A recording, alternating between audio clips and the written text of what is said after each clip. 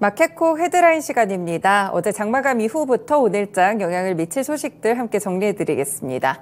네, 첫 번째 소식은 미중과 갈등에 대한 그런 부분들인데요. 중국이 다음 주에 사흘간 대만 북부의 영공을 차단하게 됩니다. 로이터 통신은 현지 시간으로 12일 중국이 오는 16일부터 18일 대만 북부 영공을 비행 금지 구역으로 설정할 것이라고 보도했는데요. 이어 비행을 금지한 구체적인 이유는 파악되지 않았다고 설명했습니다. 이와 관련해서 대만 국방부 측에서는 일단은 우주 관련 활동 때문일 수도 있겠다라고 평가를 했는데요. 이 설정된 지역이 대만의 해협 북쪽으로 약 157km 떨어진 지역이기 때문에 위성 발사를 포함해서 이렇게 우주 관련 활동일 때문일 수 있다고 추정을 했습니다. 다만 일각에서는 미중 갈등에 대한 시각이 조금 더 크게 부각이 되고 있는데요. 얼마 전에 차이잉원 대만 총통과 케빈 메카시 미국 하원 의장이 미국에서 만났는데 이 부분과 관련이 있다는 분석입니다. 이 두 사람의 회동에 대한 보복으로 중국군이 지난 8일부터 사흘간 대만을 포위하는 형식의 군사훈련을 마무리하면서 나온 결정인데요. 그리고 지난해 8월에도 낸시 펠로시 당시 미 하원 의장이 대만을 방문하자 중국은 대만 인접 지역에 비행 금지 구역을 설정하기도 했습니다. 비슷한 조치를 취했기 때문에 아무래도 미중 갈등이라는 시각에 조금 더 무게가 실리고 있는데요. 이번에도 비행 정보구역 교란에 대한 우려의 목소리가 나오고 있습니다. 그래서 이렇게 비행 금지를 내리게 되면서 이 동남아 간 그리고 대만과 한국 간, 일본과 북미 간 항공편의 60에서 70% 정도가 영향을 미칠 것이라고 예측했습니다. 네, 두 번째 소식 보시겠습니다. 최근에 반도체에 대해서 업황 턴어라운드 기대감이 커지고 있는데요. 실제 메모리 반도체 D램 현물 가격이 1일 가격 기준으로 1년 1개월 만에 소폭 반등했습니다. 시장 조사업체 이 D램 익스체인지에 따르면 지난 11일 기준 DDR4 16GB 2,600의 D램 현물 가격이 3,235달러를 기록하면서 전날보다 0.78% 올랐는데요. 이 범용 제품이라고 볼 수 있는 이 제품의 현물 가격이 전날 대비 상승한 것은 7,873달러로 0.17% 올랐던 지난해 3월 7일 이후에 처음 있는 일이었습니다. 물론 이번에 약간 상승한 것을 두고 향후의 추세까지 예단하기는 조금 어렵지만 그래도 삼성전자의 반도체 감산이 공식화되는 시점과 업황 기대가 커진 시점에서 D램의 현물 가격이 이렇게 반등을 했다는 것은 상당한 의미가 있다는 업계 쪽의 평가가 있습니다. 실제로 이번에 삼성전자가 감산한 부분들은 일단 3개월에서 6개월 정도 후에 시차를 두고 반영될 것으로 보이고요. 시장에서는 하반기부터 감산 효과가 본격적으로 나타나기 때문에 메모리 가격 하락세도 진정 국면에 접어들 것으로 기대하고 있습니다. 네, 관련 종목으로는 반도체 종목들 체크해 보실 수가 있겠죠. 대표적으로 투톱, 삼성전자와 SK하이닉스를 포함해서 한미반도체, DB하이텍까지도 눈여겨보시면 좋을 것 같습니다. 네, 세 번째 소식 보시겠습니다. 단독 보도가 있었는데요. LG디스플레이 중국 광저우 제조 공장에 시진핑 중국 국가주석이 방문을 했습니다. 재계에 따르면 시진핑 주석은 이날 중국 남부 광둥성의 LG디스플레이 광저우 공장을 현지 시찰했다고 하는데요. 물론 이제 이 현지 관계자에 따르면 시진핑 주석이 광저우 공장만 찾은 것은 아니고 LG디스플레이 외에도 광저우의 다른 공장같이 산업 현장 전반을 좀 둘러봤다는 소식입니다. 이 광저우 공장은 경기의 파주 공장 과 함께 LG디스플레이의 양대 생산 거점으로 불리고 있는데요. 2020년부터 양산체제에 돌입한 8.5세대 OLED 패널을 생산하고 있습니다. 지난해 기준으로 봤을 때 광저우 공장의 평균 가동률은 92.5%를 기록하고 있습니다. 이 LG디스플레이의 사업 구조 개선을 목적으로 광저우 공장에서 생산하고 있는 LCD 패널의 공급량은 축소하고 있는 상태인데요. 일단 LG디스플레이는 연간 20만 장의 LCD 패널을 생산하는 광저우 공장에서는 LCD 패널에 대한 생산은 조금씩 줄여나갈 것이라고 보고 있습니다. 네, 일단은 다른 공장들도 많이 둘러봤다고 하니까 개별적인 큰 소식으로 보기는 어렵지만 단독 보도가 나왔기 때문에 LG디스플레이의 흐름까지도 함께 보시면 좋을 것 같습니다.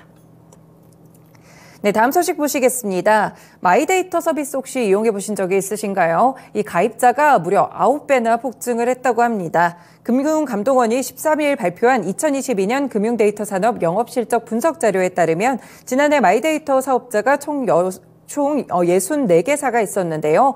영업 중으로 이 서비스 가입자가 6,646만 명을 기록했다고 밝혔습니다. 이 마이데이터는 무한한 확장성을 좀 가지고 있는데요. 실제 사용해보시면 아시겠지만 타사의 은행들까지 내가 가지고 있는 금융정보들을 한 번에 보여주기도 하고요. 이를 기반으로 해서 투자 패턴이나 소비, 결제 정보까지 데이터를 확보할 수 있기 때문에 확장성을 가지고 있다는 평가를 받습니다. 그래서 금융권에서는 먹거리로 굉장히 크게 이 서비스를 노리고 있는데 이번에 금감원이 발표한 자료에 따르면 이 부분에 대해서 선두를 차지하고 있는 업체들은 핀테크 업체들이라고 합니다. 네이버 파이낸셜이나 카카오페이, 바바 리퍼블리카 같은 이렇게 핀테크 업체들이 세계사의 앱 가입자 전체 서비스 가입자의 34.5%를 차지하고 있다고 하는데요.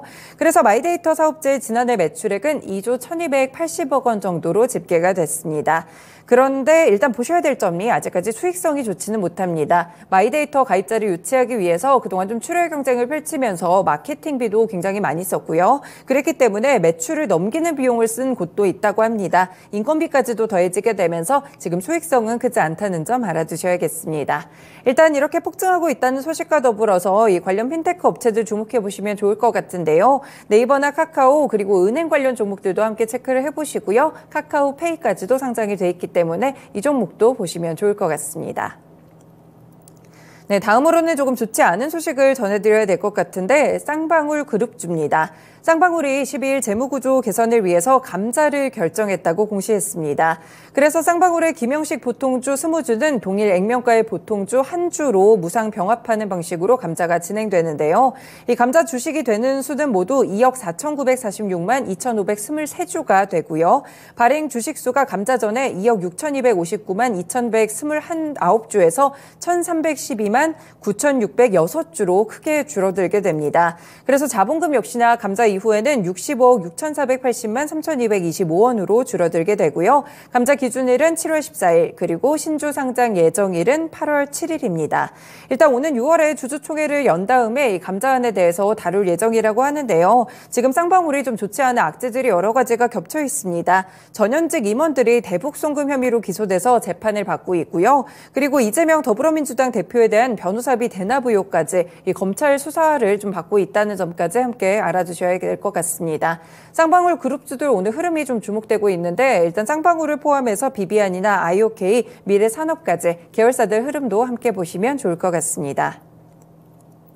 네, 마지막 소식입니다.